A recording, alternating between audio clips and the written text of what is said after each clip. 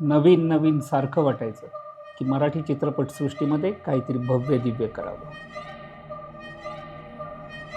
काहीतरी नवीन आणावं, एक बेंचमार्क सेट करावा.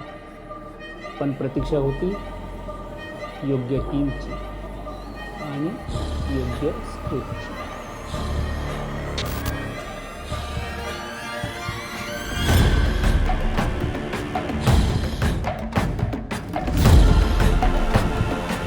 आयकॉन दी स्टाईलचा चित्रपट हीच ओळख प्रेक्षकांसाठी व्हावी.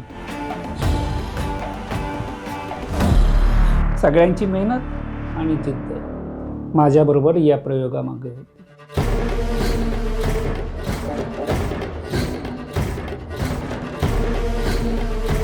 जसा सुचला तसाच उभा राहिलेला एक वाढव्य सेट.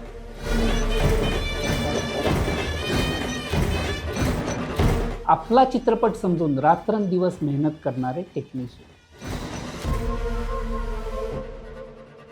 आणि या सगळ्यांना बांधून योग्य दिशेने घेऊन जाणारा हुनरबाज दिग्दर्शक.